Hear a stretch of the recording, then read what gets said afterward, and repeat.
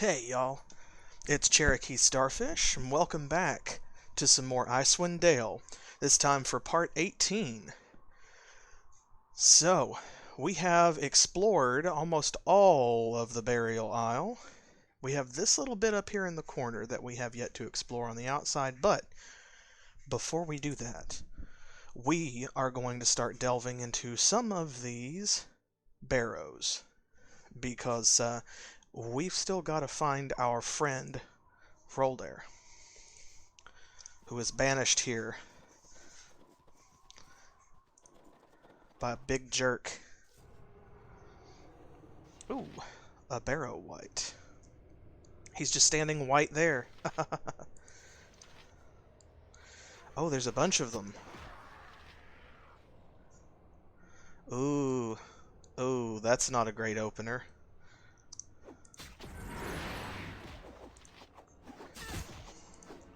Wailing Virgin. Sorry about this, my friend. There we go. Shoo-wee. Yeah, at least we got a Winterwolf pelt out of it, right? Yeah, I'm ready for some of these places to be kind of depressing. And they're going to be of mixed sizes as well, so... Well, let's start off by having good old Motmic look for some traps. Aha! And they do have them here. See, we've gotten good at this. Sometimes I even remember to turn his Find Traps ability on while we're wandering around. Okay, I don't think he's going to find anything in the other ones.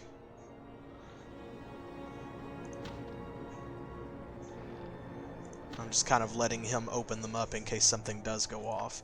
But now that he has disarmed the traps, I'm actually going to have Sana pick everything up, so that way we'd have to do less inventory shuffling. Oh, well, okay, a little bit less anyway. Battle Axe +1. What's in her bag of holding?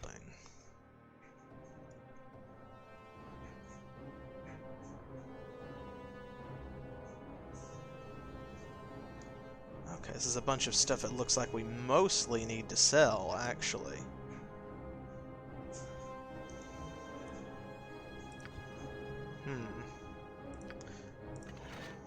Some of which is somehow unidentified. Hey, arrow +2, awesome. That'll go with what she's already got. Blood iron +4, well, we've already found a named weapon, check that out. A weapon of grim reputation in the frozen north, blood iron was crafted by a wicked barbarian shaman named Hjollder. Or Hjollder, maybe? He gave the sword to a cousin as a gift. The weapon saw a good amount of use in various barbarian hands as the years went by. Eventually, each owner found themselves hated for having the weapon in their possession. The taint of necromancy is so deplored by the northern tribes that the cursed name of blood iron became common knowledge among them. To this day, barbarians will not touch the cursed weapon and dislike even speaking of it. It is crafted of crude, poorly worked iron, and the surface of the blood is covered in gouge marks and the imprint of bad hammer strikes. The grip is wrapped in bright red leather. So on the outside it looks like a really crappy sword, but check this out. It's a +4 short sword, and each hit heals 3 points for the wielder. What's she got? This is the short sword of action +2, so it's +1 dexterity and then only a +2 weapon. Speed factor of 2. The speed factor of 1. This is better, but she can't use it. Oh no.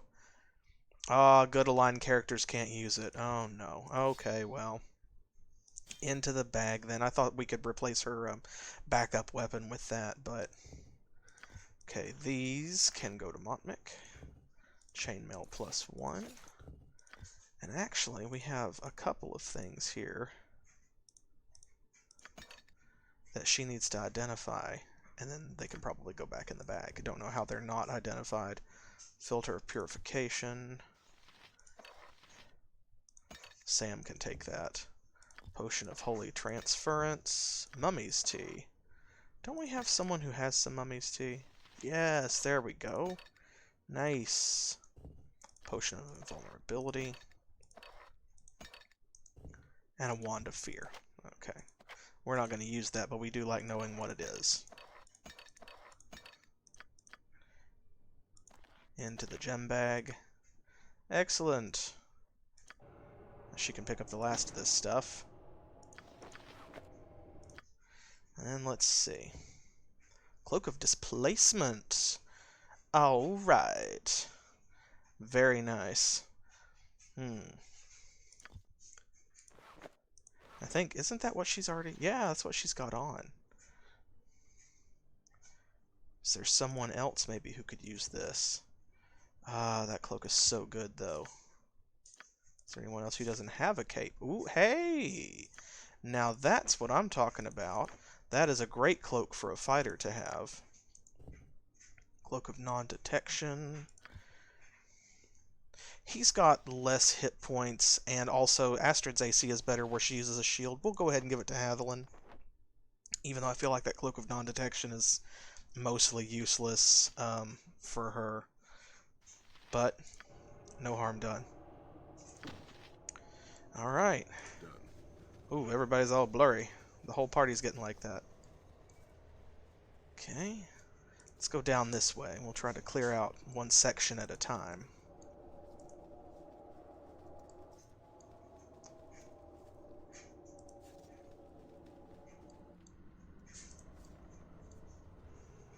Ooh. Looks like this staircase has got a ways down to go. The map's going to be a little bit bigger than we thought.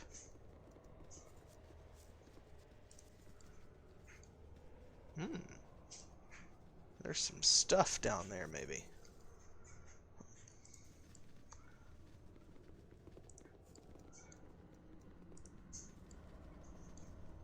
This is very reminiscent of Skyrim. Vexing thoughts. Whomst the heck are you? More natives come to die. Very well. Know this. I am Vexing Thoughts, Glabrezu and commander of the 6021st Main Battalion. Okay, now we have seen some Glabrezu recently, but that was in Castle Malarodek, which was very, very far from here, and not in Icewind Dale, because those were down in the Jackal Caverns, remember? So what is this guy doing here? Unless maybe he was part of the demon army that came through the portal from like Jared Stone and stuff and got stuck. So yeah, let's ask him.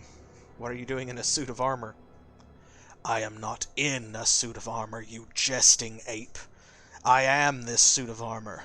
A stupid relative of yours called me here and made me change into this form. Okay. Over time, he forgot my true name, and I turned him into a splattering of viscera on the walls. Mwahaha! We actually got a mwahaha, the signature evil laugh. The same shall happen to all who slight me. Let this be a warning to you, tiny fleshlings.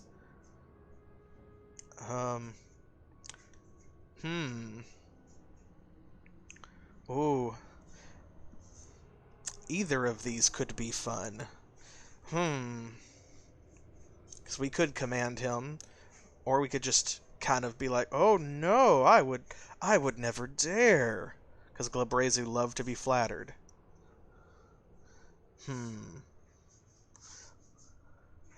Let's go this way. I want to see what happens if, you know, we're probably, we're lying to him anyway. Flattery will get you nowhere. Oh, well, I tried. You prance about like apes with your metal skins and your primitive weapons and think that you know how to deal with power. Fools! Okay, well then we'll command you. Well, how do you propose to do that? I'll wear you down. You will submit to my will. Oh my gosh. I forgot about this. You can actually just wear the suit of armor.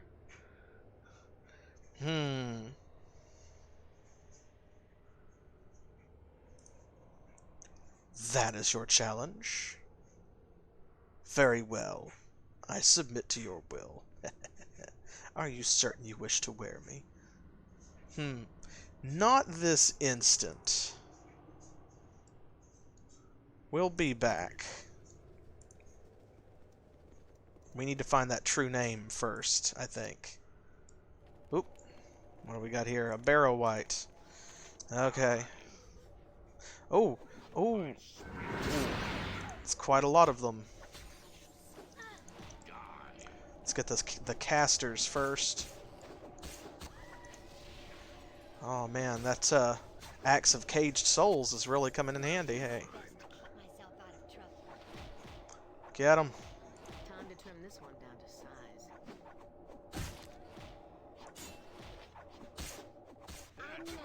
There we go. And this is an exit to the outside. Okay, well we'll take that when we leave, because that means that we're probably going to come out another one of those barrow entrances. I can't remember if they're all linked down here. There might only just be like one big open map, and then all of the different entrances on the surface go to different places on that map. Could be the case. Goodness, well, there's a lot going on here. Okay. Let's head up this way.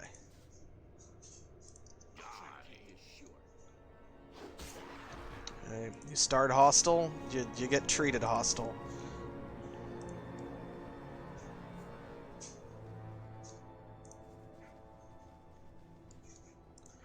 Let's see.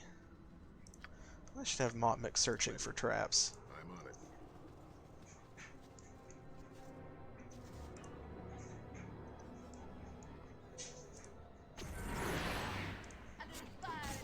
Oof. Finish that one off first, my bad.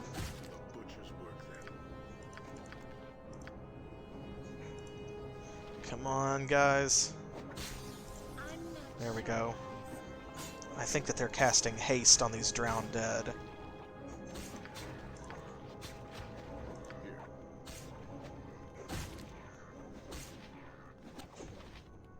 Time to trim this one down to size. Have Motmic pick up all these gemstones. Excellent. Agreed.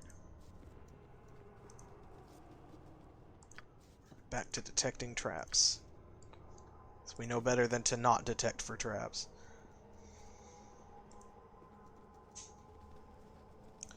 Another burial altar. Nice.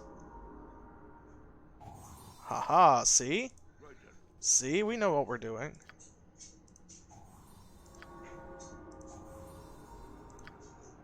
Sauna? This is more grave robbing for great justice. Ready. Guard. Okay. Cash. Orders. Agreed. We love floor cash. Alright, these are both priest scrolls, because that's a holy smite. Oops. And a blade barrier. So, let's see. Wulfdane's tomb. Ooh! We found something very interesting, it would seem. My beautiful hair, what has become of it? What is this? Mebdinga. Mebdinga? Tainted outlanders, leave this place at once. Your presence defiles the already corrupted barrow of my Lord Wulfdane. Who are you? Who am I? Know this, desecrator. I am Mebdinga, formerly of the Bear Tribe, sacrificed to attend to the great chieftain Wulfdane in his afterlife. Now leave this place at once. Why are you mad? Why are you mad, bro? Only the dead are welcome here. Your souls have been tainted by contact with evil. Leave now. Okay, but what evil, though? No one will explain that to us. I speak of the same evil that befouled my lord's body. The stench of its touch is also on you. Go! The contagion you carry with you infects the land. Okay, but we need to know what happened here. Enough! If you will not respect the purpose of this burial chamber, you will join the dead in serving as its guardians.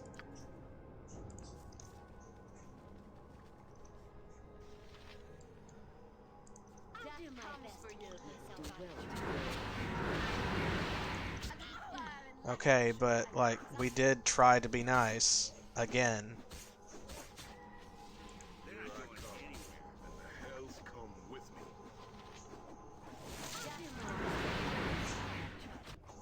I split you in two. I mean, y'all saw me try to be nice and diplomatic, right? I did. I'm here. Watch me go. Let's see. Okay, are there any traps on this? Come on. Come on. Alright, we'll search it then. Money, and what's this? Wolfdane's tribal insignia. This is a large metal disc on a set of chain links and features the symbol of Wolfdane's tribe, the tribe of the bear. Appears to have been deliberately defaced with a sharp object. Hatheland's the closest thing we have to a barbarian. We'll let him carry that. I'm on it. Well, it's unfortunate that we, couldn't get any more information or, reach some kind of peaceful interaction with the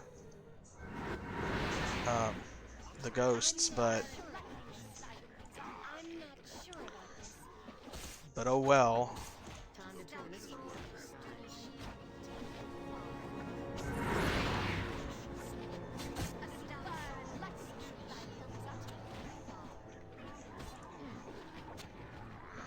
Okay.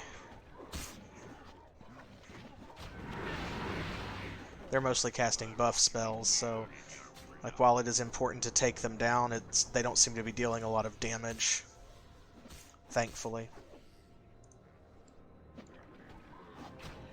Whew, a lot of you guys. There's an army of the dead down here. This is like Skyrim. Every tomb is just full of Draugr.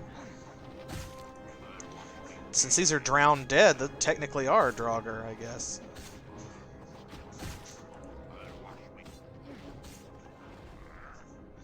Okay. That. I'm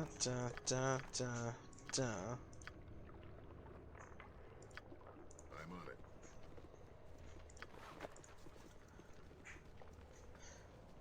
Pop these in his gem bag real quick.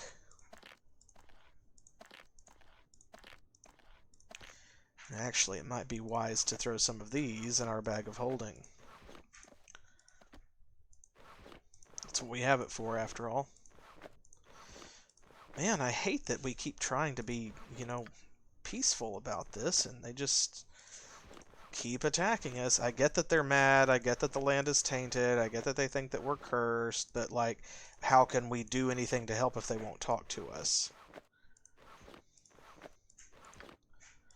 And I cannot remember clearly whether maybe, like, if you go away and leave them alone, then you can find out more information elsewhere and then come back and speak more peacefully to them or something.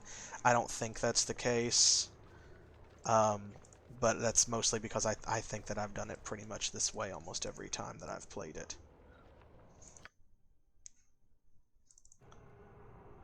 Where it's just like, okay, if you're gonna attack me, then on your head be it, basically.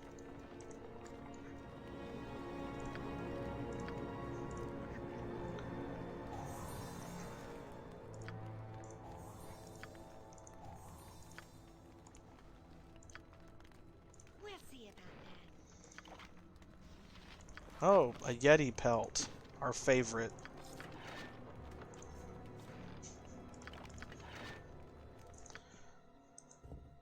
Ooh, 2 scrolls of heal. Now that is super useful. I love that. Inferno arrow +2. Hey. I think those are similar to the fire arrows, except that they, I think they explode. Let's see. Young Rage. This axe was crafted for a powerful young barbarian warrior named Hjollder.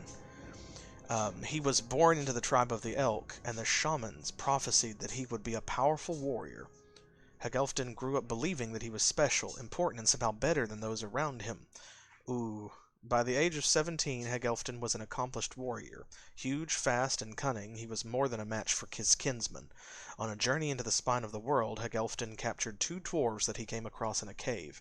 He refused to let the 2 workers go until they created a magnificent axe for him. The 2 dwarves reluctantly agreed, creating a stout battle axe with a keen blade and a thick handle.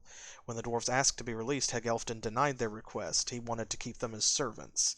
The dwarves then laid a curse upon Helgelfden. They told him that the fruit of his abuse would be the end of him. Helgelfden laughed at the dwarves' claim and continued on with his life. The next day, in a battle with a rival tribe, Helgelfden went berserk with bloodlust, slaying every creature he came across. His kin, convinced that he had gone mad, cut him down where he stood. The axe was left on the field where the warriors fought when the warriors brought Helgelfden's body back to the camp. When they arrived, the dwarves were nowhere to be found. Okay, so it's a +5 battle axe, but there's a 5% chance per hit that the wielder goes berserk for a round. Oof, nasty. Okay, good. Scrolls are distributed. Excellent. This is probably just another, like, yeah, battle axe +3 of fatigue. 20% chance the target's slowed for 2 rounds. That's not terrible. Oops. But, that's also not something that we're interested in and not something that we need. Okay, let's see. Well, let's head back over this way. Okay, he is still detecting traps. Good. Anything? Anything on any of these? Well, Sonic can check one while he checks the other. High quality bastard sword. I think we can leave that for now. Ooh, a jade ring. A wakizashi. Randomly. That can go in the gem bag. This is a small shield +1. Oh, now I've done that twice so far. I've not done that the entire game. And now I've done it twice in like less than 2 minutes.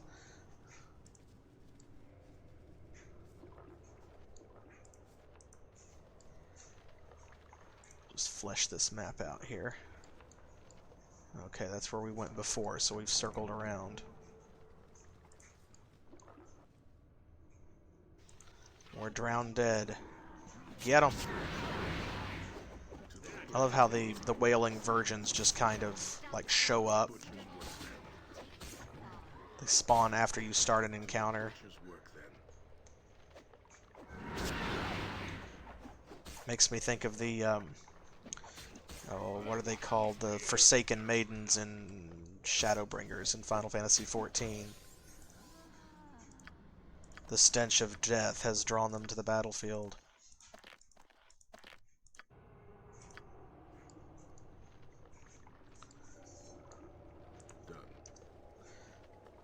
Over here? Okay, I think we've dead-ended then. Alright, so now we go up. I think the most important thing down here is Wulfdane's tomb. Because that insignia or amulet, of course, is going to be a big chunk of story.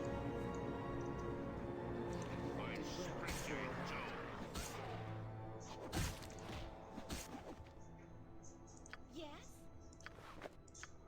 I'm on it.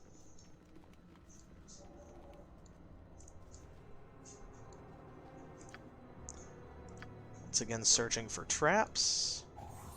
Aha, I'm once again finding traps.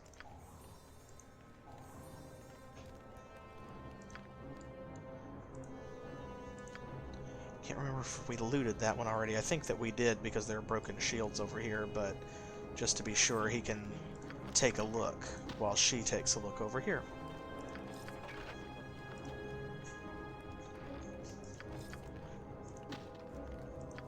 I'm on it.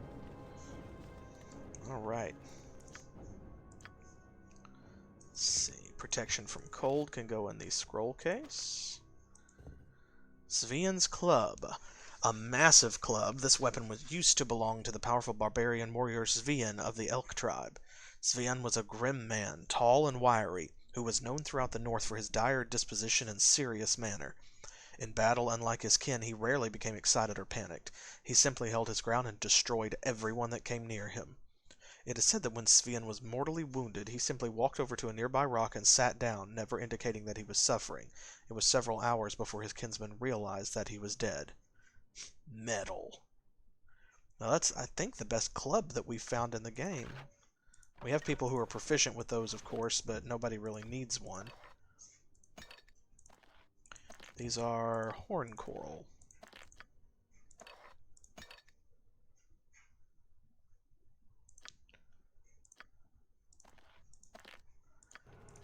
Okay. Another exit. Oop. No, don't want to actually go yet.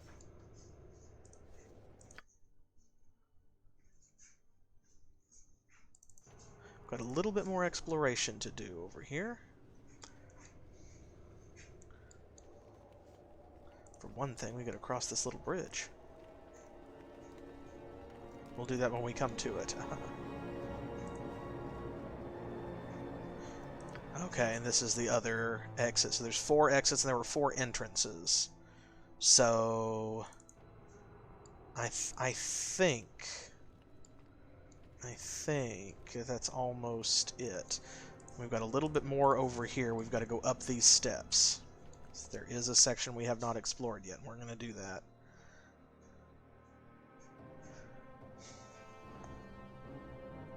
Go fly, my pretties.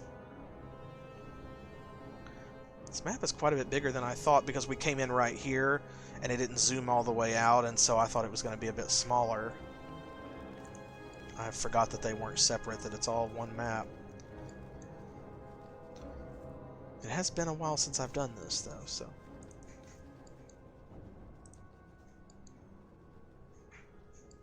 Alright, let's go over here to these stairs then and see if there's anything.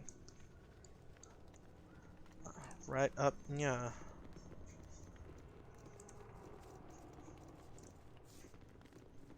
There we go. I know you can make it. What are you getting hung up on?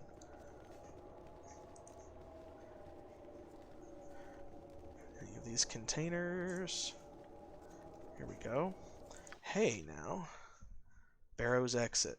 Alright, so it looks like we've explored everything down here. This one's the furthest away, and we didn't see a 5th one. This one might go to that little island off... Yes, there we go. More spirits come to torment my treasonous heart. Begone, vengeful ghosts. Allow me to endure my shame in peace. No, it's us, Hjollder. How can this be? Wulfdane expelled you from the camp. Your quest was over before it began. Why have you come to this place? Well, first for the 500,000 experience points. But yes, he did more than expel us. He tried to have us killed. Please, try not to judge my people so harshly. It was my foolishness that put your lives in danger. It is only right that I remain exiled here until death frees me. Nah, you can't give up that easily. My fate has been decreed by Wulfdane. An honest man accepts all judgments of his chosen king. I thought you already suspected that Wulfdane, wasn't Wulfdane. What? The king is false? How is this known to you? Okay, well, first of all, every spirit we've met has gotten angry and yelled at us about corruption, so... Yes, I see. It is this corruption that has placed the spirits in turmoil. These visions I have had of late are the manifestations of their anguish. Reasonable. However, I fear I have risked too much already, based upon the word of spirits. If I am to act against my king, I must have proof. Like what? If the soul that inhabits Wulfdane's body is indeed corrupt, then perhaps it may have left signs of its passing within the tomb of the dead king. Perhaps signs such as this scarred amulet? Seek your proof within the barrows of this island. Should you discover anything of importance, return it here to me, and we shall discuss our quest further. Hey, look at this. This is Wolfdane's tribal insignia. Such chains are worn by the kings of my people and are considered the most precious of worldly possessions. Mm-hmm. So obviously that means that, oh my gosh, almost another full 1,000,000 experience points. Probably it wouldn't be scratched up like this very lightly, huh? No true tribesman would dare to deface so sacred an object. If Wolfdane is responsible for this desecration, then it is not the spirit of Jared that now inhabits his body. Right. Okay, so then who? This I do not know. Even in my visions, the face of the king is obscured, almost as if my vision is opposed. Interesting. There is one who might help us in our quest. If legend holds true, she may be able to see this soul for what it truly is. Whomst? Whomst do you speak of? She is known as the Gloomfrost Seer. She was once a powerful channeler of spirits that lived among the tribe of the Elk. The legend says that her gift of sight was so great, it turned her eyes to dust. It is said she fled north to dwell within the darkness of the Gloomfrost. Wowzers. And what is the Gloomfrost, say these people who are not native to Icewind Dale? The Gloomfrost lies far to the northeast, beyond the Reged Glacier. It is an ancient place, as old as the world itself. That's pretty old. The tales of my people say that the Gloomfrost marks the place where the sun was expelled from the womb of Toril when she was still a young mother. Well, canonically the sun did come first, but you are absolutely allowed to have whatever myths and legends you like. It is said that the heat of the infant sun scarred the glacier as it fled to the sky, turning the ice black as night and casting the surrounding land into darkness. I love this. You know what? On second thought, after hearing that, we've done enough for you and your people. Bye. No, seriously, though. I shall mark the way upon your map. Make haste in your journey, but beware. The guardians of the Gloomfrost protect the seer from the intrusions of man. Only those who prove themselves worthy shall be granted her wisdom. Okay, well then we better get up there. I shall defy banishment and return to the camp in secret. If you are successful, go directly to the mead hall and demand an audience with Wolfdane. Together, we shall expose him and put an end to his evil. Well, good. I'm glad he's taking a stand. Freaking bye. Okay, well, at least we didn't have to dimension door out here. I was fairly sure I recalled that, like, that wasn't necessary, but nonetheless.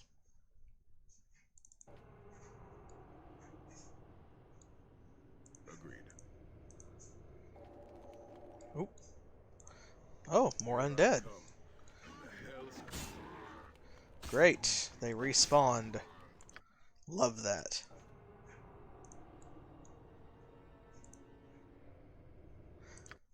We're going to head back over here. We have some other things to do, of course.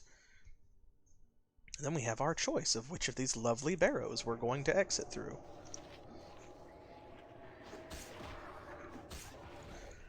You know what? Let's take a break, though.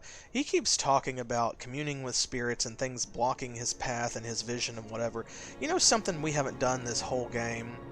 Well, first I suppose we should level up, because almost everybody just did. I didn't hear the sound. Huh, weird. Okay, a 4th level spell.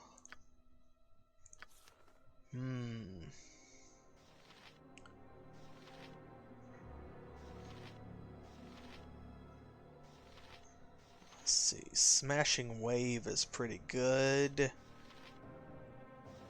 Call Woodland Beings.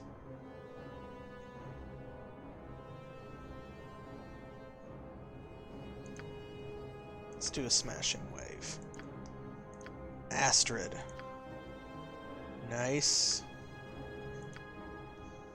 We're up into, like, we're post-level 20 now, what would be considered epic level in later editions of Dungeons & Dragons or in, like, Pathfinder. And so once you get to that point, it kind of becomes meaningless for a fighter because you're not really getting much. Well, we got a weapon proficiency and some spell slots, though. Literally, it's just so much we can... There's only so much we can take. Okay, well, we'll make him proficient with quarterstaves then, I guess. Let's see, what was it? 6th and 7th level slots? Yes. Okay, well... Heal, entropy, shield... Aerial servant, physical mirror...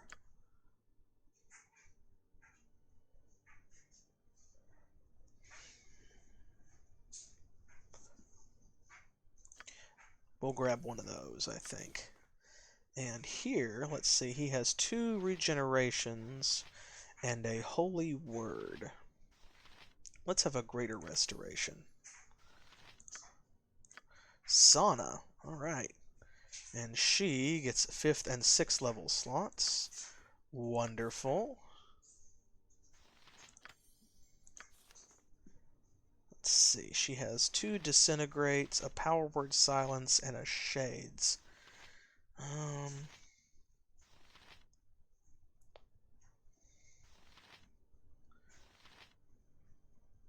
Let's have her take one of these. And, wow, Motmic's the only person who didn't level up. Rude. Oh, but this makes Keishara level 20. 6th and 9th level spell slots. Alright. Well, for 6th level, there's so many good choices. She has a freezing sphere, a disintegrate, and a death fog. Let's have her take...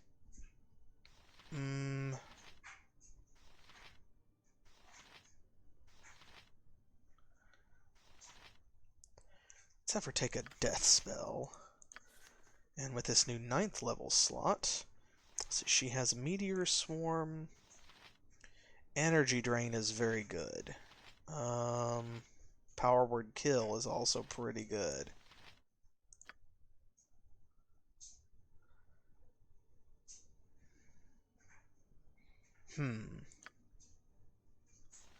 Let's have, yeah.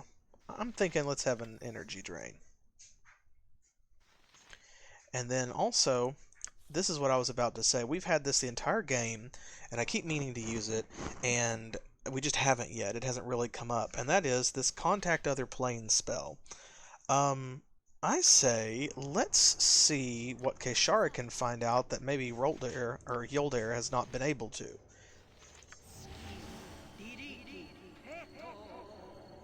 We've not gotten to use this yet. There's no reason to save it. Oh, and here we go. Now we may ask whatever we want. This is not really how, like, the form that the spell takes in an actual tabletop game of Dungeons & Dragons, but this is a good interface for Icewind Dale, at least. So let's see. Here we go. Where can I find powerful magic? What foes lurk in the Gloomfrost? Oh, and what is the true name of the demon that calls himself Vexing Thoughts? Well, that's one way to do it. I forgot you could do it that way. Let's just go ahead. His name is Calamandren. Fear his deception and ire. We only got one, but that's okay. After we rest, we can ask what foes lurk in the Gloomfrost. Let's come over here. Oh, goodness gracious. Y'all are throwing your unlives away.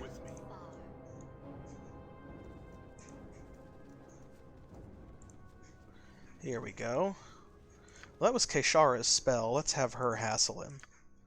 We'll save it first, just in case.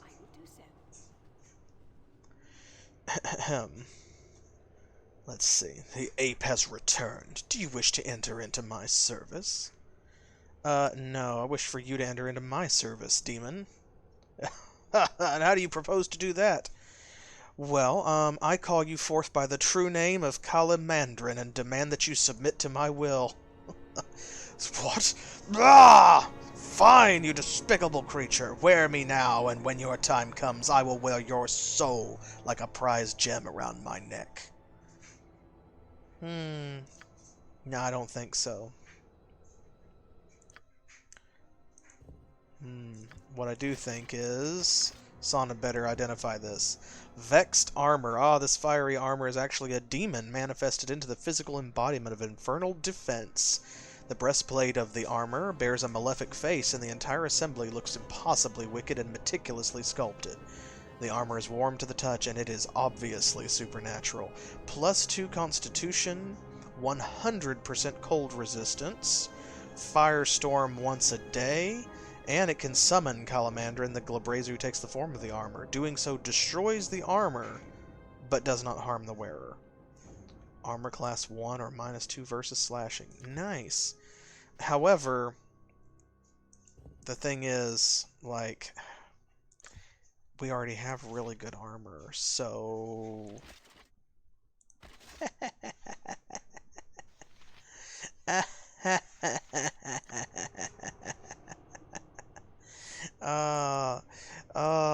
Suffer.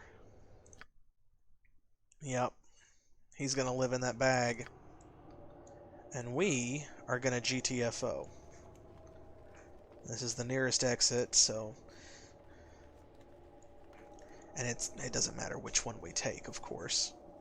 So let's just take this one. Okay, we have gathered our party. Let's venture forth. There we go. Alright, well, it's unfortunate that we had to destroy literally, like, every spirit on the island, but we got what we came for. So, let's head back down here to young Ned, and we will take the boat back to Lonelywood.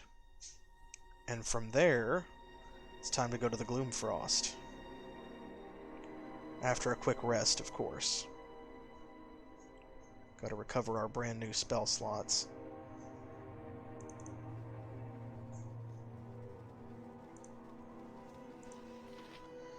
Ahoy, mateys! What can young Ned do for ye now? Let's get out of here. Ah, by Umberlee's wicked cloak, I've been hoping you'd ask me that. Are you ready to go right now? Yes, please. Alrighty. Our world map has been updated. Okay, well, let's head on over to the Whistling Gallows, which is, when you just say it like that with no context, of course, that's unfortunate. Let's just go to the gallows.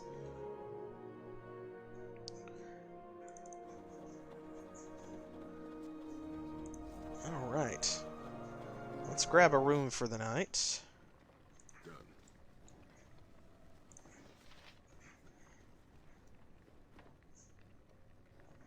Let's see. Interested in lodging for the night. There we go. And what did he say? I wonder if Dougal will stick around now that his brothers are dead?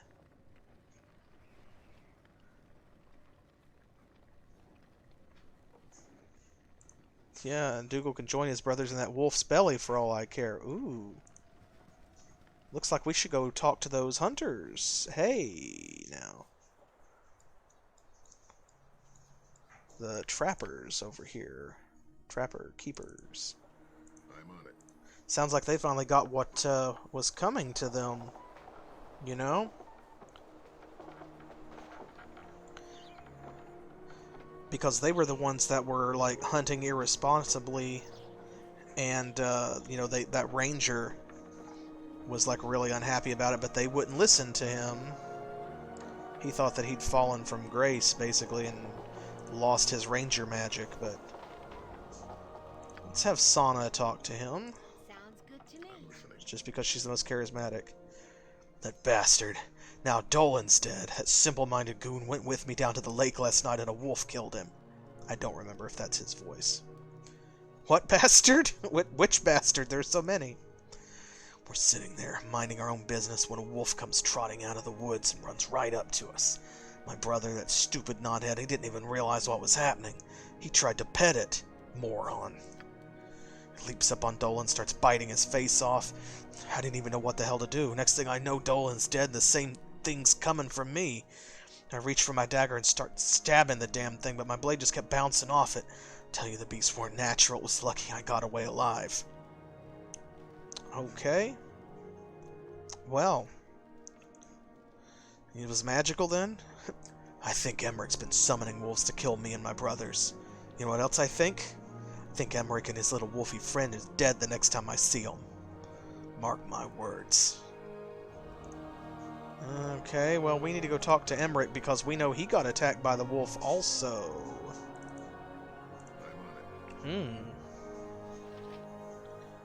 Well, I think in between plot points, maybe like the first time that you go to the barbarian's camp and come back, his other brother Digby gets killed. And I just didn't go and talk to them at that point. I may be mistaken, though.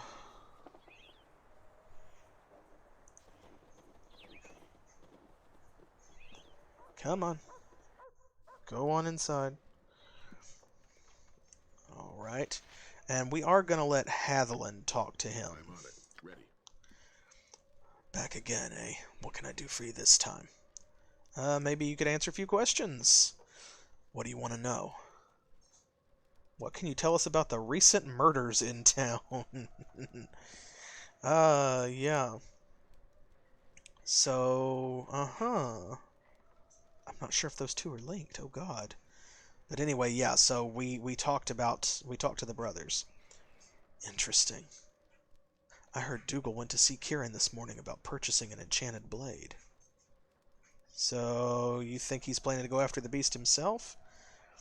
I wouldn't put it past him. Perhaps you should head over to the Whistling Gallows and ask Kieran if he knows what Dougal is up to. Okay, and that's it? Okay, you're just leaving this all to us, huh? Okay. Alright, well, over to the Whistling Gallows, then.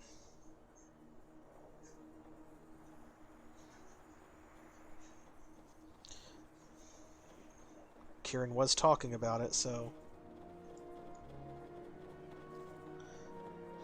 Let's head on inside, see what's up. Agreed. First Digby, now Dolan. I wonder who's next. Dolan's savage as well. Let's have another round to celebrate. We'll see about that. I love their banter. Let's see. Answer a few questions. Let's ask him this time about the recent murders first. I'm afraid I can't shed much light on that mystery. It would appear that some manner of angry beast has been preying upon the trappers in town. It does seem somewhat ironic, and in a disturbing kind of way. In any case, I'm sure Emmerich will sort things out. But we heard that Dougal came by looking for a wizard knife. Ah, yes, Dougal. He told me of his encounter with the wolf the other night when Dolan was killed. Claims the beast was magical and that normal blades would not kill it. I told him I had no such items and sent him on his way. So, what do you think about the wolf? I suppose 'tis possible. There are many such creatures that cannot be harmed by ordinary steel. Perhaps this wolf that Dougal fought was actually a werewolf. That would certainly explain why his attacks proved ineffective. A werewolf. Yeah, they do have resistances against non-magical weapons. Huh. Well, I'm on it. the thing about that is, Emmerich got bitten by that wolf Done. and lived.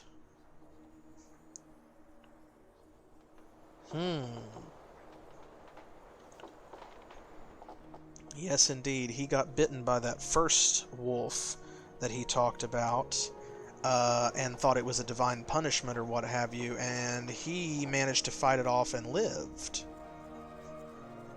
Perhaps because he did have a magical weapon. So that might mean that this new wolf is him attacking them without knowing it. So yeah, we spoke with Kieran about the enchanted blade. It might be a werewolf doing all the killing in town. A werewolf? How can that be? I'm certain that the wolf that attacked me is behind these killings, not some cursed man-beast.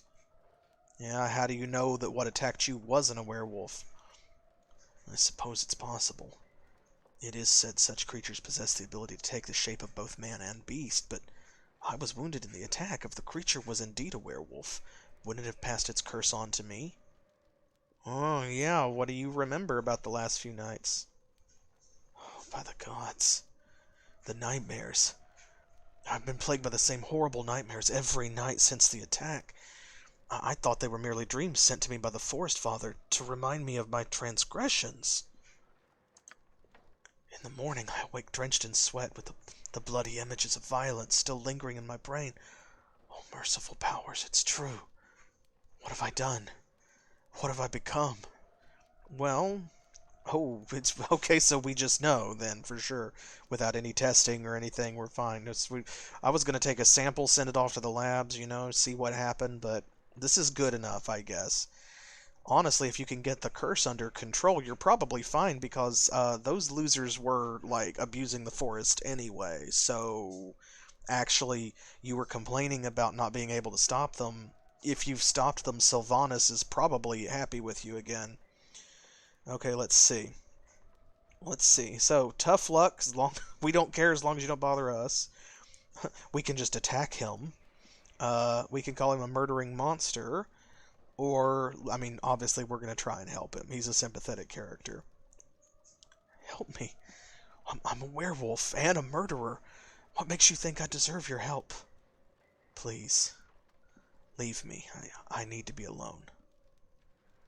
Okay, well. If we figure out a way, then, to break the curse, we'll come back. That's another big fat level up. I love those. Okay. Let's see. I guess we need to put that in Bastard Sword.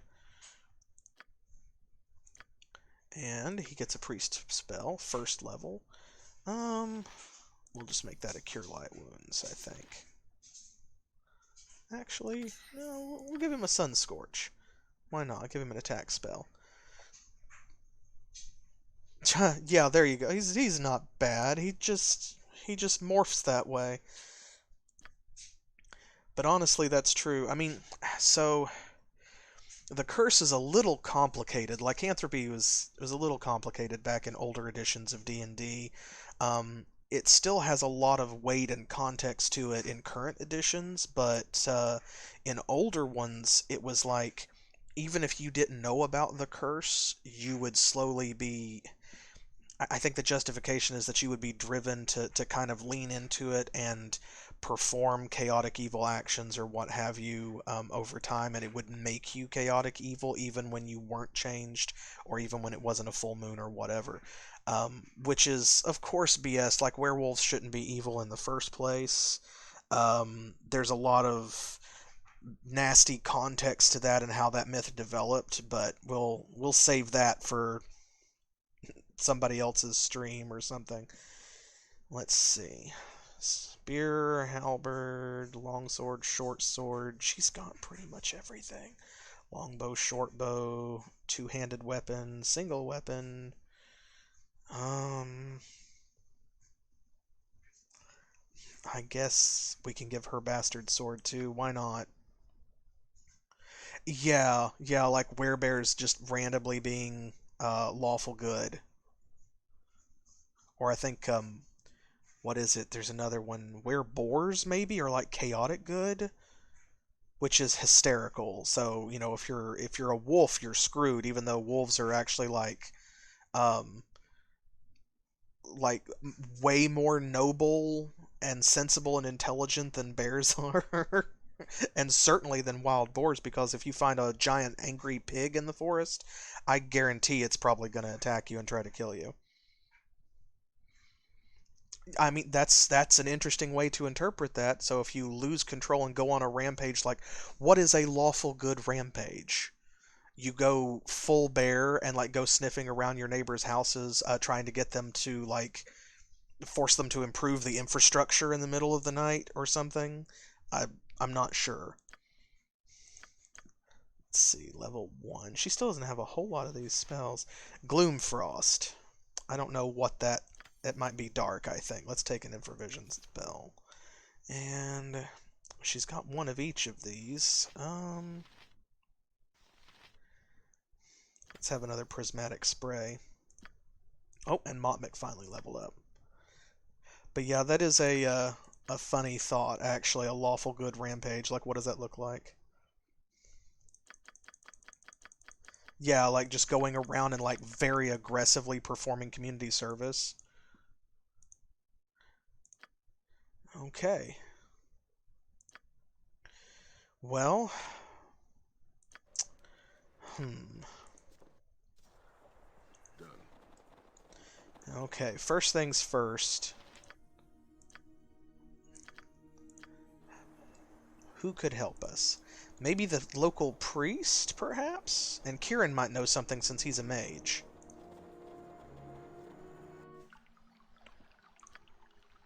Let's talk to this guy. I'm on it. Okay. Welcome back to the Golden Lodge, my friend. What can I do for you? I think we've already talked to him about all of this. Okay, so he just doesn't have anything else to offer at the moment. Done. Unfortunate. He is a priest of Joaquin, though, so, like, fair is fair, I suppose. Agreed.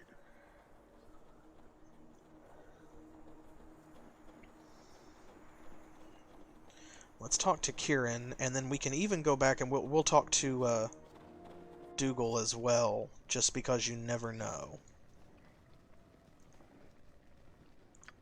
Let's have Keishara talk to him, mage to mage. Want to see what he says.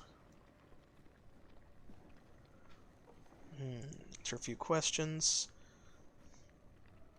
Okay. Alright, I'm gonna make sure this is... We're not in dialogue mode. It just needs a second to realize that. Okay. Here we go. I don't want to out him if, like, it's going to be harmful to him. So, Emmerich, you say? This is terrible news. I'm afraid I do not possess the power to cure such a powerful affliction as maledictive lycanthropy. However, I do have an item that may inhibit the effects of the curse. Take this amulet to Emmerich. As long as he wears it around his neck, he will not undergo the process of transfiguration, nor will he be able to affect others with the contagion. Excellent. Salune's Caress. Hey. Awesome. Okay, yeah, blessed by priestesses of Salune, goddess of the moon. Has the power to hold the curse of lycanthropy in check, though not cure it. I trust that because Kieran has seemed like an upright guy so far. And Salune, of course, she's the like good aligned goddess of the moon. And among other things, that includes good aligned lycanthropes. So werecats, werebears, and stuff like that generally revere Salune, and some of her clerics and clergy actually voluntarily become lycanthropes in order to gain her blessing and become more powerful. So, like, if this necklace has got her name on it, chances are good that it'll actually help him. Yes, natural lycanthropes rather than, like, those who have been cursed. A lot of times will worship her. Let's have Hatheland talk to him. You shouldn't be here. As long as I carry the werewolf's curse, no one is safe around me. I don't want to be responsible for any more deaths. Well, take this necklace. I don't know what to say. Perhaps now I will be able to live long enough to atone for my crimes. Thank you. I am forever in your debt. No problem. It's what we do. Okay. Man alive. Another almost million experience points. We're leveling up like crazy. And I'm not upset. No one's mad about this. There we go. We'll max out Bastard Sword. Sam is going to get a level 6 Priest spell slot. Come back to that in a moment. And Motmic leveled up in Fighter. Awesome. Awesome. We haven't even rested gotten from these other level ups. Alright. Well, we'll talk to Kieran again about this when we go to rest at the inn. But, I want to step back over and speak with Dougal because, okay, like, one of his brothers was, like, you know, is mentally ill or developmentally disabled or something like that, and so he was innocent. I mean, he tried to pet the werewolf, right? So the way that's presented, I don't think he really committed any crimes. His brothers, on the other hand, they're the ones that were, like, abusing nature and setting too many traps and that kind of thing. So, Dougal and, what's his name, Digby, I believe. Oh, I better save it, just in case. And so they had a choice.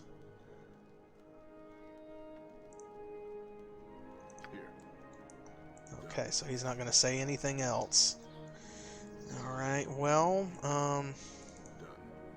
let's head back over here then, and we'll see if Kieran has anything else to say.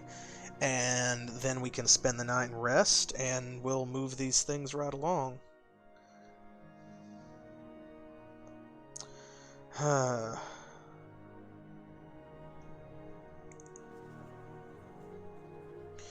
Well,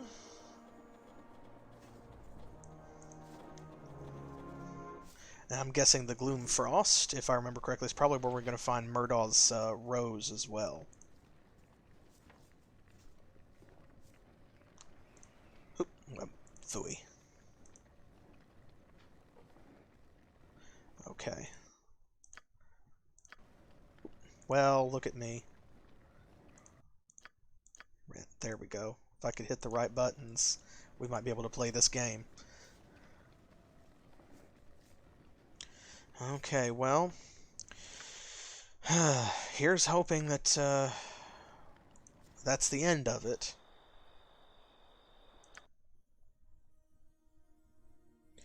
And before we go, let's try that spell again. Let's get some advice. Alright, so let's see. Who's behind the murders in Lonelywood? Well, we know that. We figured it out that it's Emmerich. Presumably, anyway. You know what? Let's ask that just to be sure. Cursed nature undermines his nature. Blah, blah, blah. Okay. Also, it's night, and we don't want to travel through Icewind Dale at night. Agreed. We'll rest one more time. I'm on it. That'll give us that spell slot back, and then we can ask about the Gloomfrost. Yeah. I mean, your party is scattered. Everybody's here. But yeah, very similarly. Like, it's a curse, and, like, you know, nobody necessarily wants to be hurting people, and it is possible to settle things peaceably. Here we go. Keishara doesn't care. She's just going to cast this spell right in the middle of the tavern. Hey, everybody, watch this. Want to see a magic trick? I think that that's correct. That's all the way back in Dragon Age 1, so something like that. Yeah, I think that they defaced a temple by accident. Alright, let's see. What foes lurk in Gloomfrost? Outside, all manner of icy beasts. Inside, fear the polar worms and lifeless men of ice. Okay, so we're looking at a lot of cold damage. Polar worms, I don't like that. Those are big, nasty monsters. They're probably talking about Remoras. And, I'm cold elemental undead, or ice elemental, cold themed undead, however you want to phrase it. Alright. I'm on it. Well, let's get on the road, folks. Let's visit the Gloomfrost.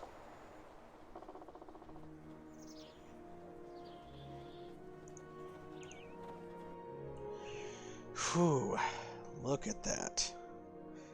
That is a nasty place. You can see off in the distance.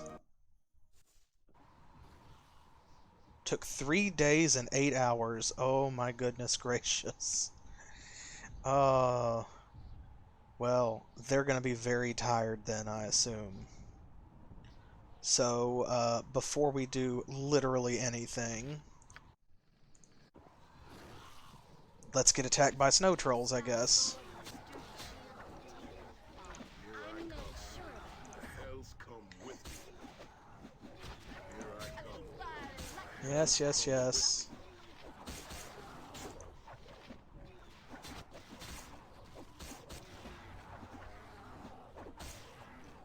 Come on, go down. We need to take a nap.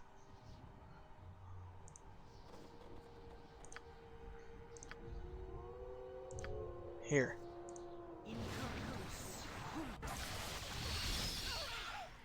Now go to sleep.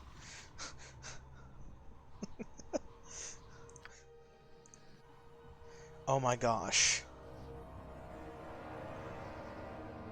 Death and dreck, you exclaim as your rest is interrupted by attacking frost salamanders. We just want to sleep. We just want to sleep.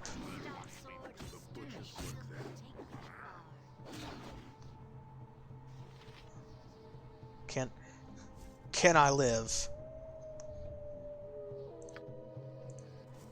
There we go. Shoo. Alright, now. Let's see. She's got stone skin now, right? Yes.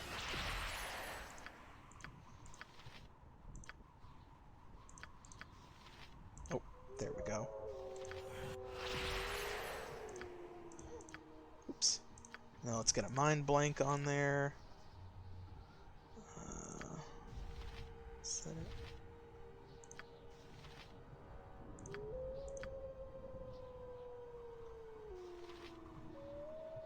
Yes. Oh, there it is. It's blue. I was looking for a white icon for some reason. Okay. There we go. We should be good to go. Now you'll notice that even though I've rested several times here with the party, that it is still dark. It's not called the Gloomfrost for nothing, and they mention about how like the sun doesn't touch it or what have you.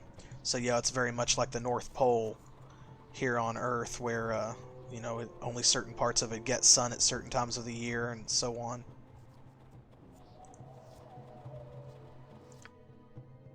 Phew-wee. Look at that.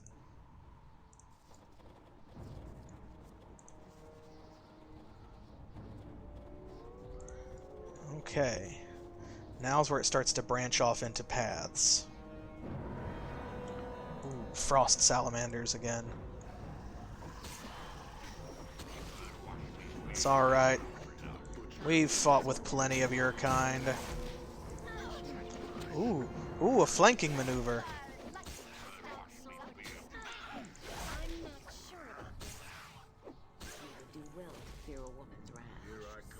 Here, we'll divide and conquer.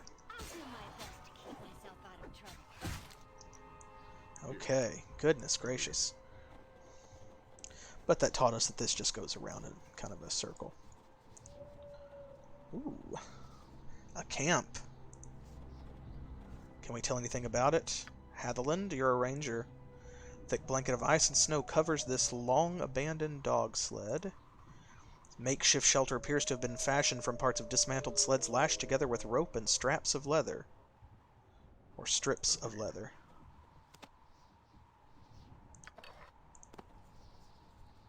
Okay.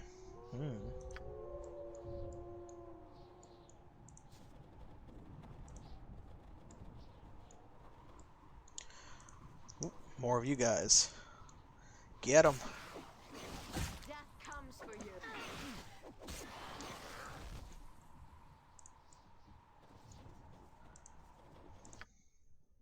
This is already a nasty place.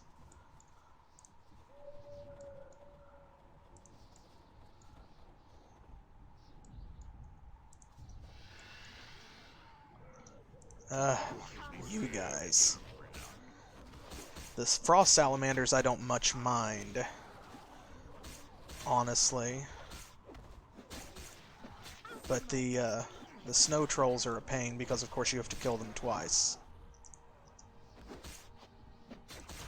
Alright. Keishara will use a Scorcher.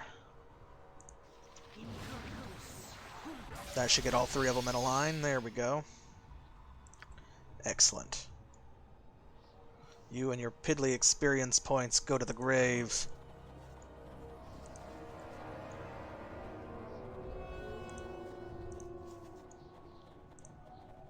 Oh. Sundered shield. Interesting. Let's see what that's all about. Hatheland should have picked that up by default. This enchanted shield looks like it was punched by a giant, though to its credit it has not only managed to stay intact, but also managed to retain some of its original magical protections. Its surface bears the maker's mark, Tyrannon, and the symbol of a dented helm, though it is hard to tell whether the helm was intended to be dented or whether the impact of the giant's fist marred the symbol. Don't know if that's better than what Astrid has. AC +3 and water elementals ignore the bearer. This is AC +2, no protection against crushing attacks, but slashing and piercing resistance. Yeah, we'll hang on to that, but overall I think that hers is better. Gives more AC, and water elementals won't attack her, although so far that's only been useful back in Castle Malorodic. Don't want to let them get too far behind. And this place is forbidding.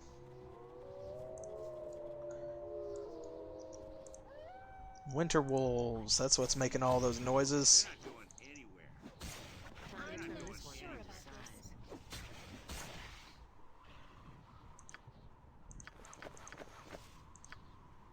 Hoo-wee. I'm on it.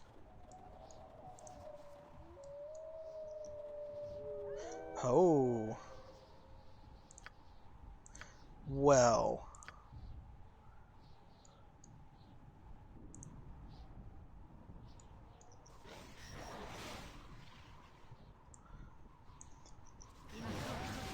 Are they fighting each other? Looks like it. To the butcher's work then. They're not going anywhere. To the butcher's work then. Here I come. The hells come with me. He was already hostile to us, so I don't mind aggroing him like that, but...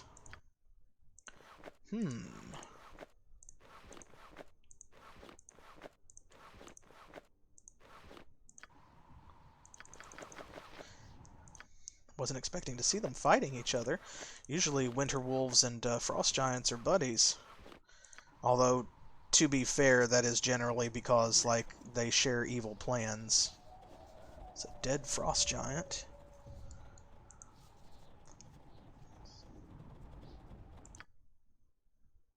Man, what a convoluted path, right? Look at this. Well, that's as far down as we can go, so we'll have to find a way up.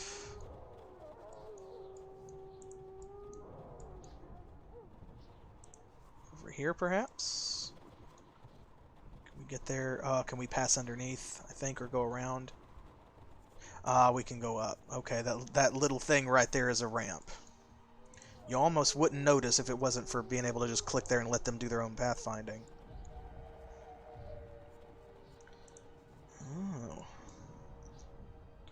Yetis. Hey, it's been a while since we saw these guys. I'm almost kind of glad to see them back. Butcher's work then. Do well to fear a wolf. But not really, though.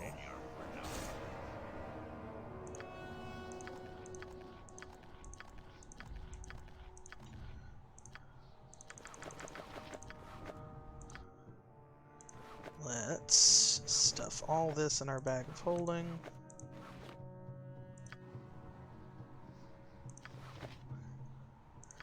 Yeah, it's just kind of like, that's something that we used to fight off and on all the time, so it's like comforting just to have them back. It's like some normalcy. After the trials of the Lure Master, you know, everybody we just need a moment. You just need a moment. Agreed.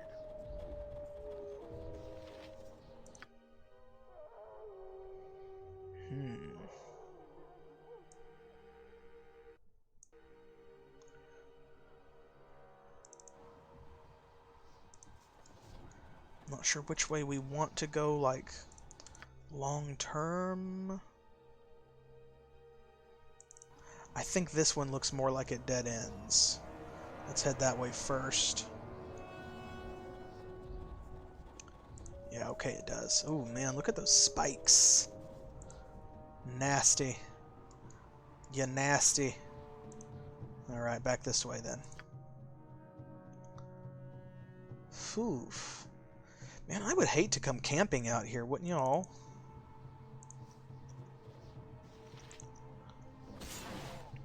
Ah, you're no match for Astrid. Bam. See?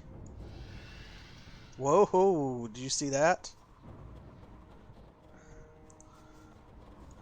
That was a scrying sensor, I think. And we saw it because of Motmic's like spot illusions ability, because usually they're invisible. So that must be the Gloomfrost seer spying on us and watching what we're doing. Here I come.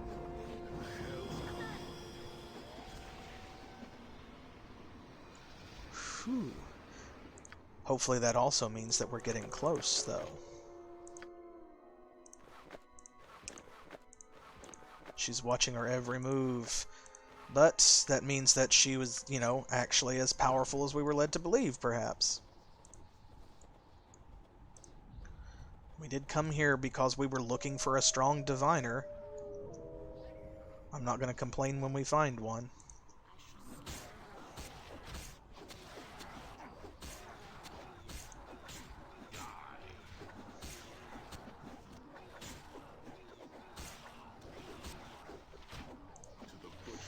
Somebody's doing fire damage. I forgot that someone has a weapon that actually can deal fire damage. Maybe we should just keep letting them beat on them until the weapon catches fire. Yeah, that seemed to work. Yeah. I need to double check. Oh, that reminds me, I need to put the other axe back on Hatheland anyway, his defender axe. 4 fire damage from Motmic. Oh! Oh, it's lovely Motmic. Because it's the Salamander's Tongue, that's right. 20% chance of 1d4 fire damage. Hey. We forgot about that. Oh, wait a minute. No, he's using the Axe of the Minotaur Lord, isn't he? Yeah. Because that one is just bigger. This one gives him an AC bonus, missile resistance, but the other one just hits harder. Yeah, 20%'s not bad, you know, 1 out of every 5 hits or so. Give or take. I'm on it. It looks like a cave in the ice, but you can't actually do anything with it or go in there, unfortunately, so...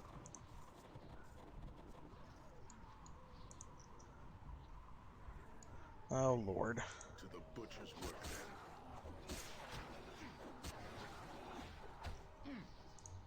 Do well to fear a wolf. Come on. We're just gonna make this real easy on everybody. There. Sorry, y'all, but you take way less damage than the trolls do. They got paralyzed. Come on, Motmic. Yay! Fire stab. I'm on it. Incidentally, Fire Stab is like a good name for a band. Alright, we should almost be there. There's not a whole lot left, but I mean, look at this twisty-turny path.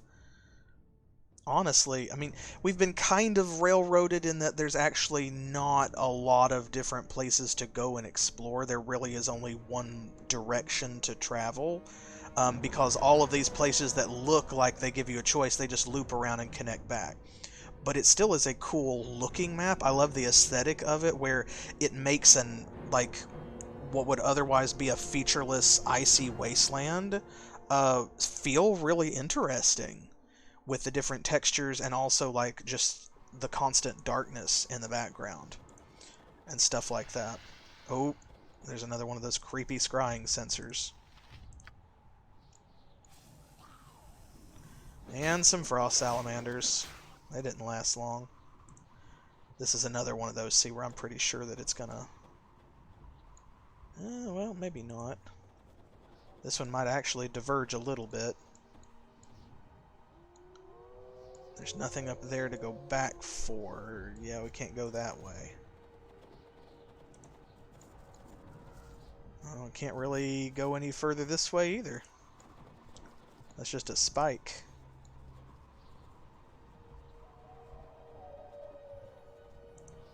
Alright, well, we'll go over here.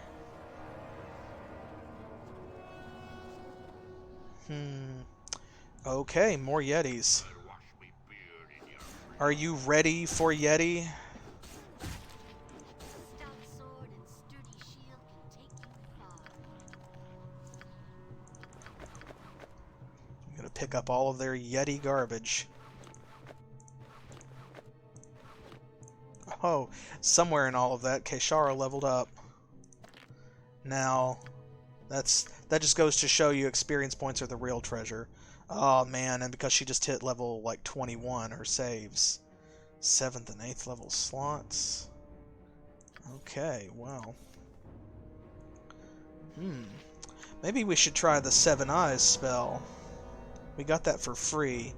And this basically gives you a bunch of like, almost like a beholder spread of powers.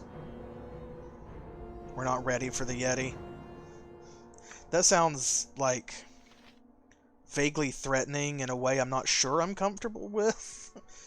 I don't know, I just see the Yeti like looming over me, possibly leering. I don't like the implications. Improved mantle, mind blank, don't need another one of those, generally speaking. Let's have another incendiary cloud. We're in an ice level. And so, I think that more fire spells are more better. Okay, this is just going to be another dead end.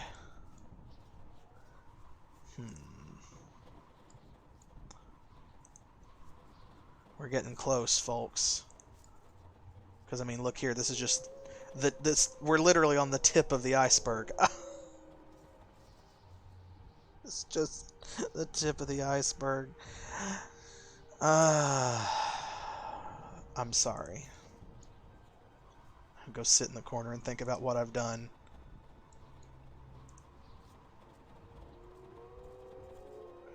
Oop, what's this? Light. A cave. Well, I don't think that we're out of the, I don't think that we're ready, or we're out of the woods yet. Yeah, see, because, like, the polar worms and stuff haven't come into it yet. We've got to delve down into the glacier. Whew-wee. Agreed. Okay. Fire and lightning should liven things up. Yep, that's a Remoraz. These big old guys. And they are nasty because... You just tell me what you need. The way that they tunnel through the ice is that they have special cells along their backs and the tops of their heads that superheat. So they're like both cold and fire resistant, if I remember correctly, making them like kind of difficult to fight. And that's how they bore these smooth tunnels out of the ice, is they get really hot and then just plow straight through it. And it's kind of like when you build, and someone is free to correct my like science here if I'm mistaken, but it's like when you build an igloo, like the Inuit peoples do, and like when they build a fire on the inside, it kind of melts the ice and like seals it all together and makes it stronger. I heard that somewhere. I don't know. I've not researched that claim, so like don't at me, but if you know better than I do, feel free to comment. So the point being that all of this is almost like tempered ice because of the way that they dig it out, so it's like really hard and strong. So Remora's temples or not temples, but tunnels are, you know, kind of like fortresses.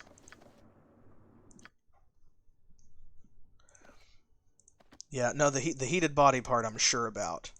But like if somebody wants to fact check me on the igloo thing about the ice, I am open to being wrong. I'm on it.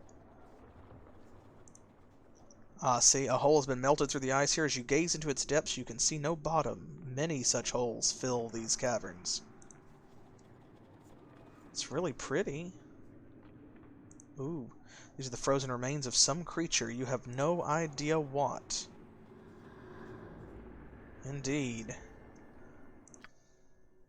Phooey. They're also underrepresenting the size of the Remoras, actually. The ones that we're fighting right now, the like size relative to our character sprites, would be babies. Remoras grow to like quite enormous sizes.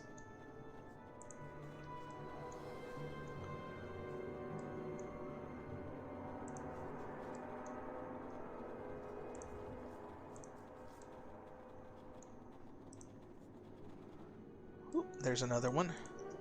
And of course that's keeping in mind that these are obviously like, you know, maybe 20 feet long, not quite 30 feet long, from just at a glance. Just ballparking it. Agreed. But they get bigger than that.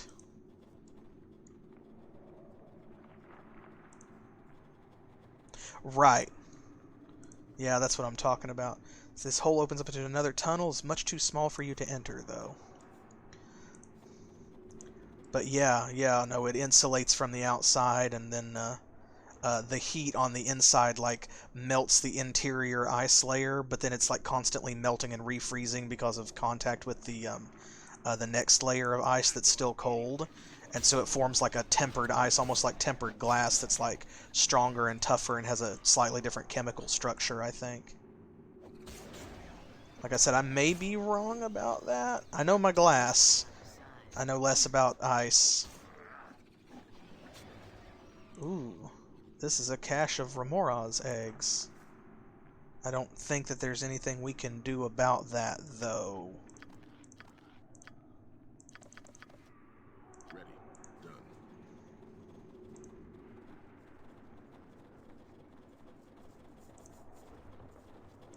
Besides, it's not like we just want to maliciously smash these eggs anyway. This is the Gloomfrost. This is where they live. This is their territory. And they're not bothering anybody up here except us. This is, I mean, nobody comes to the Gloomfrost on purpose for the most part. We're only here for a quest.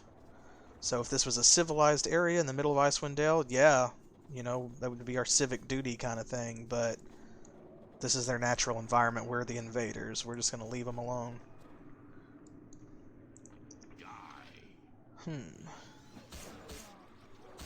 So, what did the spirit tell us? We fought Remoras. Ooh, and leveled up from it, apparently. I'm ready. We fought Remoras. We have fought snow trolls. We've not fought any ice trolls, but that's okay. We don't necessarily want to. We fought frost giants, which I was a little surprised to see up here, TBH. Winter wolves. We fought yetis, which that must be what the winter wolves were eating, I guess. Although they kind of looked like they were trying to eat that one frost giant when we came across them. Well,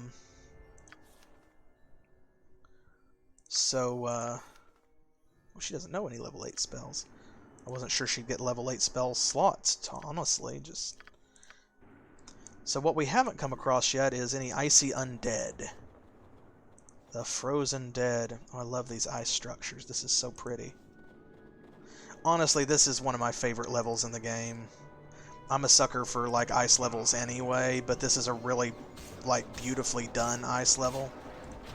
Again, it's kind of on rails, but I don't mind because the environments are a treat. I'll do my best to keep this stout sword and sturdy shield far.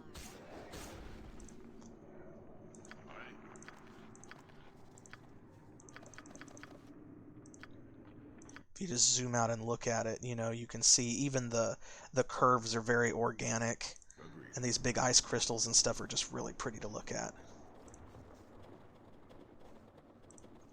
I'm a fan. I don't know who designed this level specifically, but, like, thank you. Thank you to that person. Oh! Don't care for that. Forgot about that. Not quite jump scares, but, like, you know, these scrying sensors and astral projections and whatever they are as you, Ooh, there's a room. As you go about the tunnels. Okay, that is an exit, so we will head back right over here. Explore that first. That's how you can tell a true completionist, when you find the correct way to go and immediately go the other way. Because you don't want to continue the quest. Damn polar worms put an X in their skull, every one of them. Tiernon, hey, we found your shield. You seem like a dwarf or something. He's not talking to us right away. Let's see what this place is about. This dummy holds a nearly finished vambrace. The workmanship is excellent. It just looks like his bed. Nothing else over here. This forge is unlit. It appears to be in good repair, but has seen little use. This is a pile of discarded tools, weapons, and armor pieces. The tools are worn from use. The weapons and armor are in various stages of completion. None are usable. So they're basically telling us that there's not anything to steal. This desk holds a few writing utensils, ink, and sketches of various weapons and armor. The strangely shaped anvil is worn from age and use. A craftsman's hammer lies at its center. So, yeah. So in the middle of all this, we just find a random, like, dwarven smith. Well, in that case, you know what? Let's have Motmic talk to him. Maybe they'll get along. Oh, I didn't see your comment. When an igloo is unoccupied during hunting trips, the inner layers of snow and ice refreeze into ice. Over the course of a few days of melting and refreezing, the whole structure becomes ice, which makes it super strong and really good insulation. Okay, so thank you. See, I was right. I crave validation. Back to the game, though. Be thinking to creep up on a blind old dwarf, are ye? Don't think I don't know you're there. I can hear you breathing, so speak up. I'm sorry, that's just my pirate accent. That's like 75% pirate and 25% vaguely Scottish. I be Tiernan of the clan Hearthstone. Who be ye? Tiernan. Ah, hey, and because Motmic is a dwarf, and he's the one talking to him, we get a special line. There we go. Tales from the Hearthstone clan said you'd vanished. What are you doing in this glacier? Aye, me business here is me own, stranger. But you found me, you have. If you want, you can tell the fellows down the Sunset Mountains I'm well and good, making trouble as always. Now who are ye and what do you want? Okay. Tiernan Denthelm. So that logo was correct then. Came across the famed dwarven weaponsmith Tiernan Denthelm in a remote cave in the Gloomfrost. Many tales are told about his weapons and armor, but every tale always concluded with his mysterious disappearance a few years ago. With the knowledge that he's alive and well, the Hearthstone clan in the Sunset Mountains should have one less worry on their shoulders. So, yeah, we're looking for the seers. You guys are neighbors, right? Have ye come to harm her? If ye have, you'll be getting no help from me. Get ye gone and trouble us no more. No, we just need to talk to her. Your words ring true to me ears, but I trust not a face I can't see. And she don't want to speak to ye anyway, so there's little help to be had. Okay, well, why doesn't she want to see us? You're why she's hiding here, stranger. She told me you'd come, and you'd be carrying her death with ye. She's been afraid of your visit for a 10-year or more, so much so she won't step outside her cave. It's been all I can do to get her to eat. We have no reason to kill the seer. Why would we do that? I can't see your face, stranger, much less read your heart. You could have a score of reasons. Okay, well, that's obviously the evil answer. If the seer predicted our coming, she must have surely predicted we would speak to her. I see your point, stranger. All right, then, I'll help ye. But if you bring any harm to her, you'll answer to me. She sealed herself within a chamber below, and the door's a special one of me own making. There's no way to open it unless you know how to look at it. You need to see the reflection of the door in a mirror. Then you'll see the workings of it. A finely crafted thing it is, make no mistake. Okay, now I've just gone all pirate. I'm sorry. Dwarves are pirates now. I can craft you one. I'll need your help with it. There are times I need a spare set of eyes to finish a piece. Well, let's get started. That's the spirit. Now go to the table and grab the 2 smallest of 3 chisels you see. Then... Okay. I like that, the idea of a door that you have to look at its reflection to see how to open it. There you be. That'll serve you as a key to seer if you're determined to. Now, get along with you, and watch yourself in these caves. Well, let's see. First of all... There's a lot of interesting stuff going on here. Okay, so let's just start at the top. So what are you doing here? Ah, now finally, there's the question I was expecting. By asking, you've told me more than you know. What do you mean? I can hear it in your voice. You've never felt the call. As you well know, our people have a special kinship with the Forge.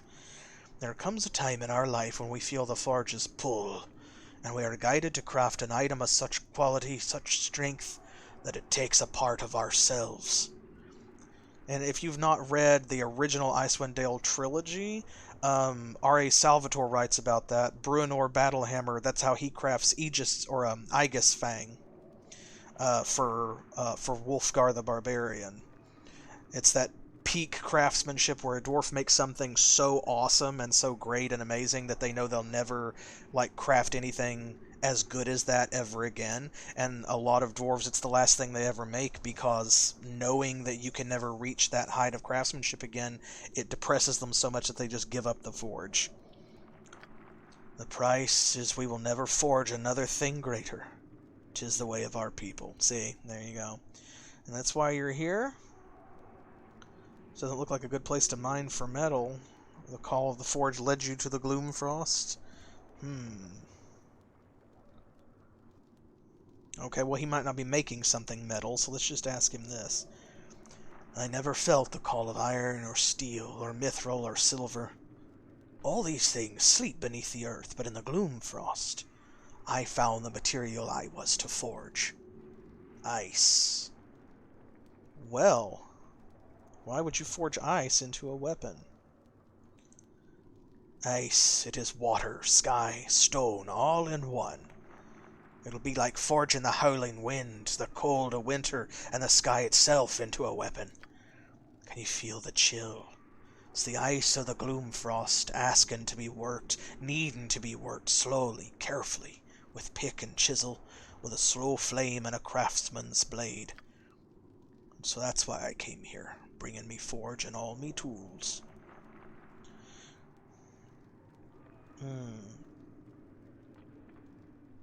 So what did you make? That's the bite of the iron, stranger. Without me eyes I can't fully see me work.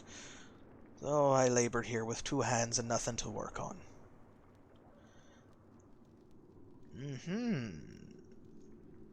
Okay. Before we do that, because I don't want these other conversation options to disappear, let's say, okay, let's offer him his shield back. I can't tell it by sight. Let me hold it. I'd almost forgotten about this little piece. The enchantment's nearly fallen asleep, though. Let me see if I can wake it up.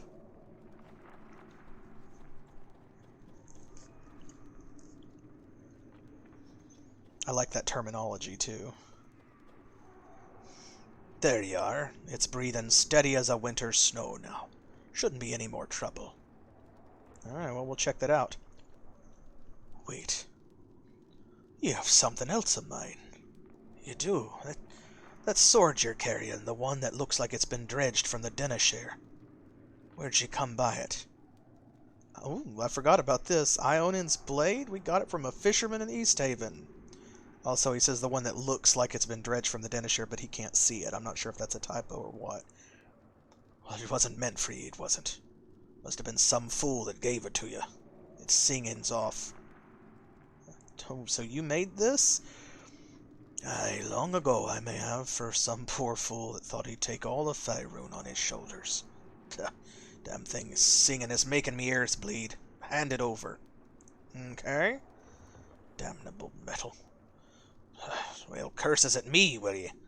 I'll fix ye, not me fault her master was a thrice damned fool. Not me fault he died. Now hold still, damn blade. Ye be quiet and give me a moment. Like he can hear the magic and the sword is just yelling at it.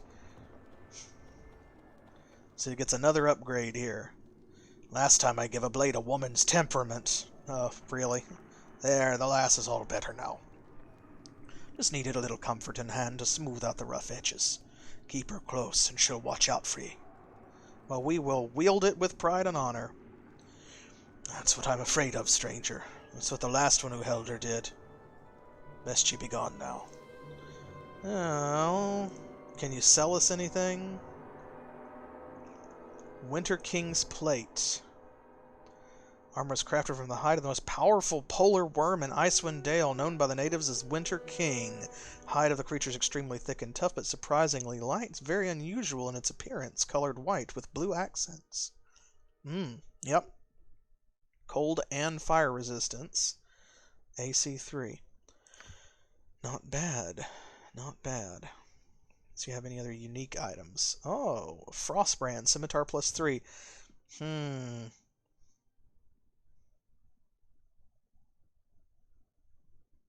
Fire resistance plus 50%. That's that's probably like a Drizzt reference. Acts of greater phasing, flawless, defender, phasing, high quality, Varskona plus 2. Oh, I recognize that. This shows up in Baldur's Gate, actually. It's a pretty good weapon from early on in the game. Finest longsword.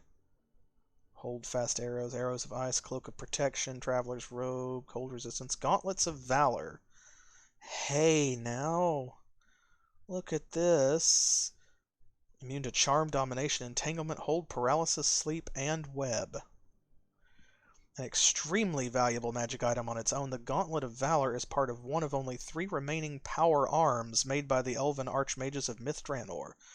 The devices were crafted for use by champions defending the ancient elven city on the rare occasions when it was in danger. This eternally shining gauntlet represents a pinnacle of elven craftsmanship and enchantment. Adventurers and ambitious villains across the realms yearn to find the location of all the pieces of the power arms. I'm sorry, the power arms, that sounds, combined with that description, that sounds like just really anime. We're probably going to buy that, though. It's really expensive, but we have a couple people who aren't wearing any gauntlets, and that would be an awesome set for them to wear.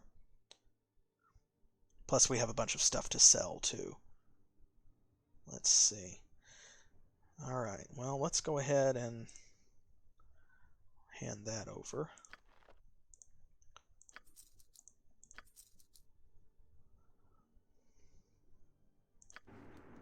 Let's see.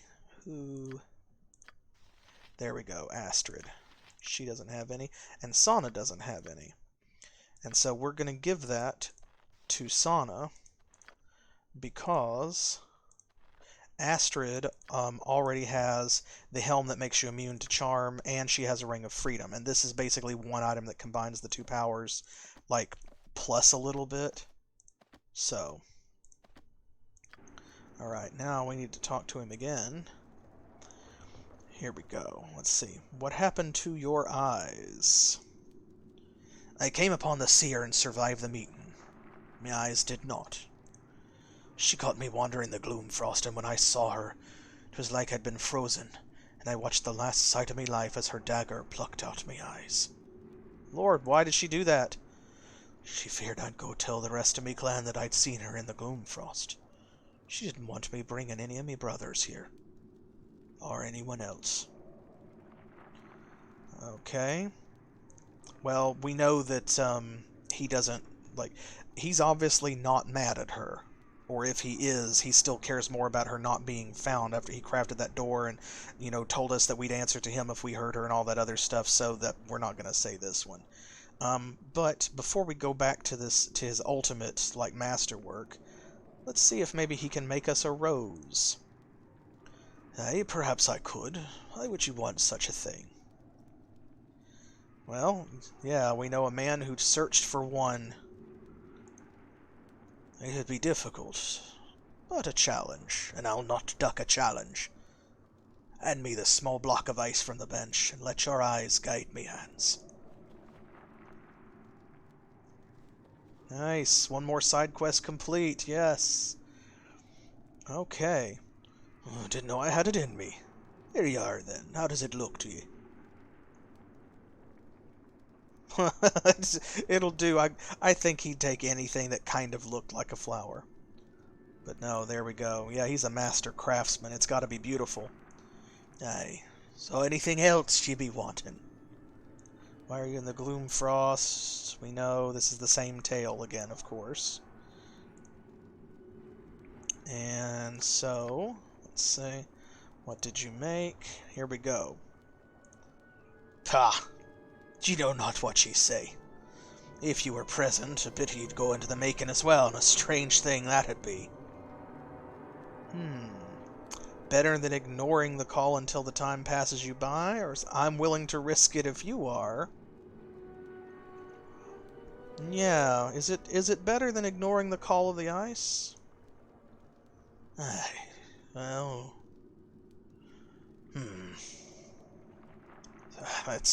Let's be about this, with no more beard chewing on me part. Okay, what do we do? It's the most important part. My hands will be doing the making of it, but what I make rests on what ye see inside your skull. Close your eyes, and listen to the ice around ye. What do ye see when the black ice speaks to ye? Alright, folks, here's a big choice. Tiernan is capable of making a really powerful, awesome weapon, but we get to decide what it's going to be. In fact, Motmic specifically gets to decide what it's going to be. So, what is it? Y'all tell me, what does Motmic see? What does he hear in the ice? A hammer with black veins running through it. I can feel the ice within it pounding like a heartbeat, nay, like a dwarven drumbeat, or... a huge sword, its edges of ice, that can freeze an opponent's breath in his throat. A blade like an icicle which melts into my grip as if born there, and can kiss its opponents with its chill. See the ice stretch forth its black fingers into a balled-up fist, fracturing any creature touched by it as if they were ice. A small black dagger which strikes with a winter's bite, yet can make the user like the wind against magic, shielding them from harm. Or a pillar of ice, massive like a halberd, seems to try to speak, trying to give all the Gloomfrost a voice. Poetic choices indeed. Now, of course, they could be making a weapon for somebody else, just like Bruenor created Aegis Fang for someone else's hand to wield. So it doesn't have to be a dagger, even though that's the favored weapon that Motmic uses. For example, if it was a halberd, then Sana could use it. And, if it was a sword, then Astrid or Hatheland could use it. The blade like an icicle? Alright. Going once. Going twice. Whenever we make big choices like this, I always wait for that, 6 or 7 second delay, because I don't know for sure how long it takes Twitch to get to the rest of you. So, yeah, I like all of these descriptions, but some of them just are really very striking. Like the halberd, I think, is probably my favorite. Okay, going, gone. A blade like an icicle. Aye, your eyes see the Gloomfrost's nature true. There's no times to waste. Fetch me the tools from the table and we'll set to work. Oh, by Marden's breath, it's finished. And what a piece it is. You've done me proud. I can hear it wailing for its wielder from here. Take it, friend. It's yours now. Oh, so what, don't you want it?